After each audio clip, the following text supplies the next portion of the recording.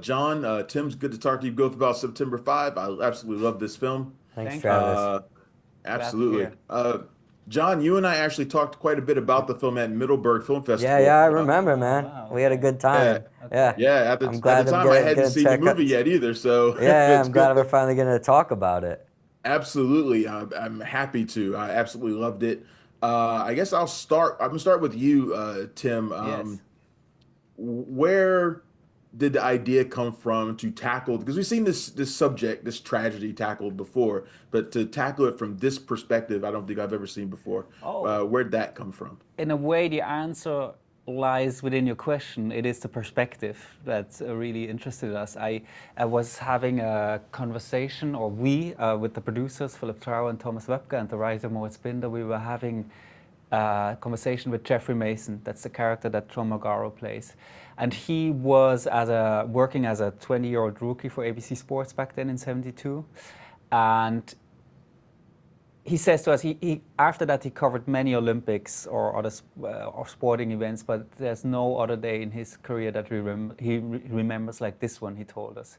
And listening to his story and what they experienced and what challenges they faced during this 22 hours marathon of broadcasting, that sparked the idea or gave us confidence to maybe entirely tell the story through that angle, which seemed, especially from today's point of view, regarding our own complex media environment, an interesting angle. John, did you know a whole lot about well, I mean, not about the tragedy itself, but everything else that was going on around it that's kind of depicted in this movie. Did you know anything about that going in? Yeah, I did. I mean, I don't remember exactly when the tragedy of Munich sort of entered my consciousness.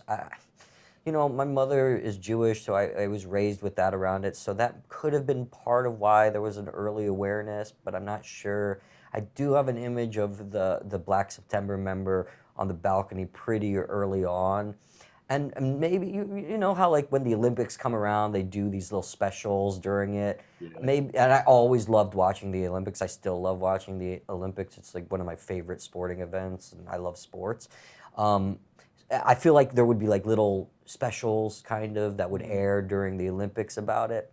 So I remember it, and then obviously there are films, One Day in September, Munich, but I definitely didn't know this perspective of it. I didn't know the sports angle and how that was involved in the news coverage and how that changed media forever. And I definitely didn't know this was the first time an Olympics or any sporting event was shown live throughout the world, and that so many people were watching.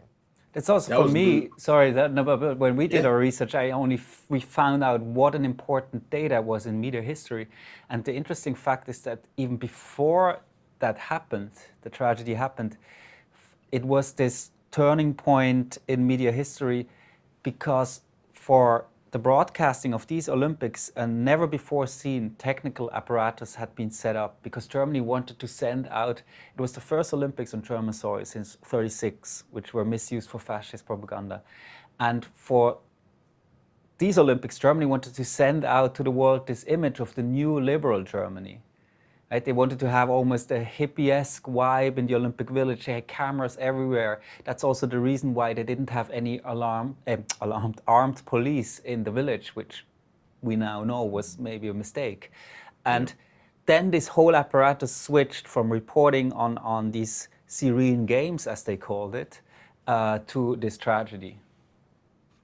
Tim, I'm imagining tons of research going into just Yeah. not just capturing the mood and feel of it, but the look of the broadcast center in general. Yes. Talk to me a little bit about that kind of research that you put into it. Oh yes, as you said, we did a lot of research. Of course, one of the most important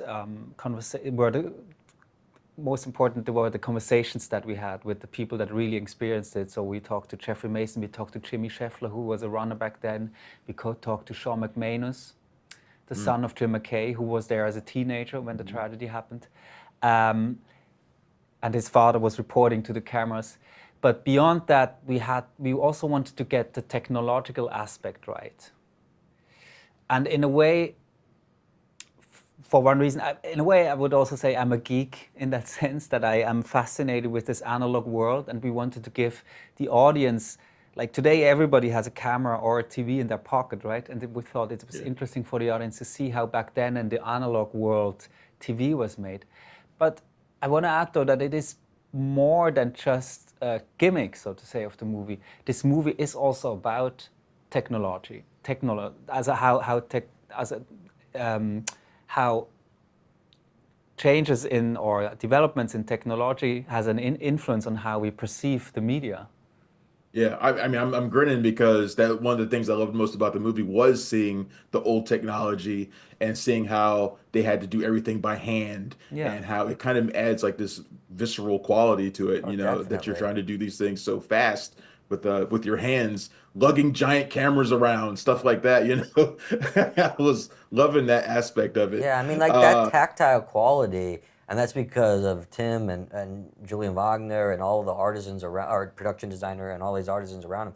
They created this world, but it makes it so immediate and visceral and really transports you back to 72. It did for us as actors. So it's lovely to hear audiences who see it feel that same way. uh, John, you got to speak with Jeff. What were those conversations like? What was he saying about what was happening in the moment? Did he talk about any of the because the movie deals with, kind of the ethics versus ratings and all Yeah, sorts of yeah. things like that that are, really, really important themes in the movie. Talk to me about those conversations. Yeah, I mean, listen, Jeff was a huge resource, and I couldn't have done this without him. And he was a resource in so many more ways than just his firsthand account. But his firsthand account is really the inspiration for the story. Tim had an idea of how to tell this story about what happened in Munich on that day, but it wasn't until he talked to Jeff Mason that he had that perspective and he saw this into the story that had never been told before. Um, in our conversations with Jeff, and I'm sure Tim could echo this, it never really was about the ethics or the morals or any of that kind of stuff. That was something that was, a subconscious theme of the script, and it's something that after you view it, you can have an analytical discussion about. But for Jeff Mason, what he made clear on that day was that he was just doing a job, and they had never been in a situation before that.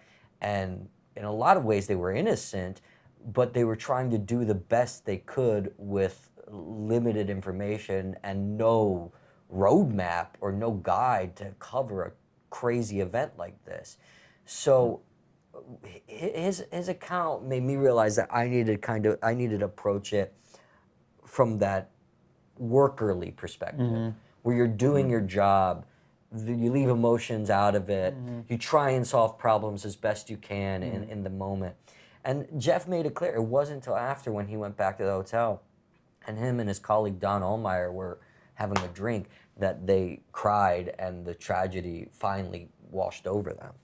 I want to add that's also what we discussed a lot, what you just mentioned in writing, that for us this is a movie about people in their professional environment, and we never wanted to have any private stories overshadow that in a way, Yeah.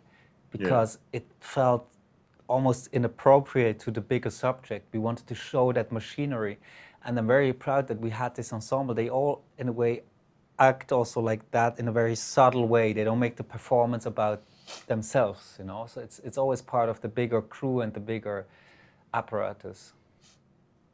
John, you said something to me when we spoke before that I thought that's kind of stuck with me, and that's especially now since I've seen the movie. And Tim, you can probably speak to this too. But you wanted to make it clear that this movie, it's not about like what's going on in the world right now, all the stuff that's going on. It's not Munich. It's not. That's a different. It's a totally different kind of movie. Talk to me a little bit about that. Express the differences between the two films, and Tim, you can speak to that as well.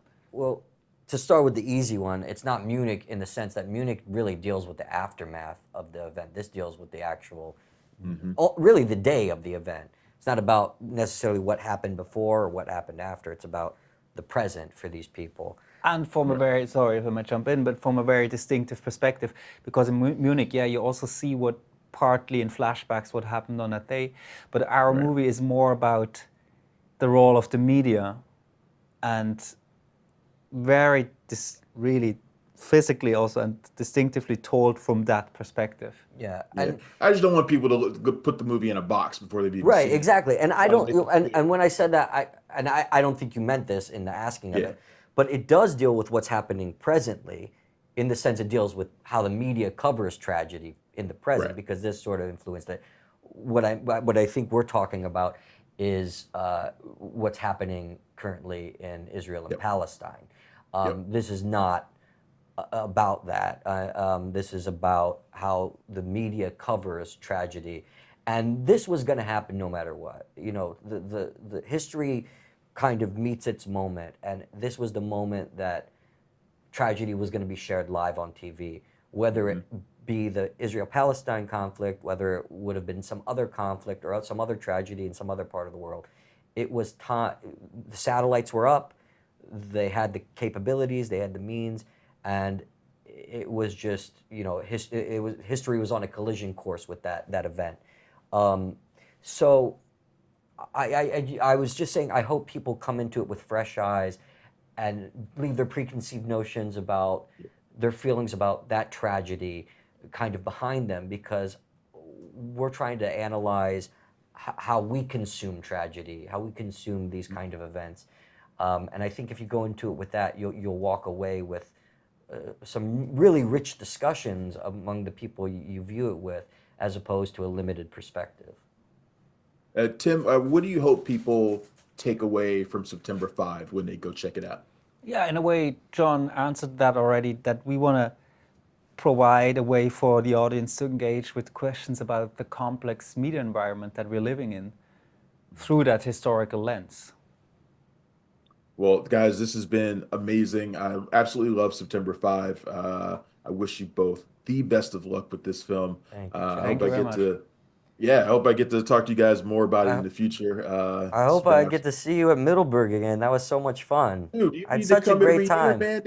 They will pay for you to come out there I every hope year, man. so. It Got was a movie such an there or not. amazing experience. My family loved it. They were there with me. We had such a Oh, what a great man. festival that was. What a Yeah, great next year time. go there and do a panel, man. I'll moderate it with you, man. It'll be Please. a blast. That sounds It'll be good. And we won the audience award, didn't we? We And did, we yeah, did. that was Yeah, yep, it shared sure did. with Sure did. I talked Conclave. to a lot of They love people Germans at the there. festival. It was a lot of people's favorite film at the Oh festival. man, thank you. So yeah, Great talking to you again. congratulations on that. And like I said, best of luck with the film, you guys. Thank you. Thank you very Thanks. much. Thanks for checking out the show. If you like what we're laying down, please subscribe to our channel and click the bell to receive notifications for all of our latest stuff.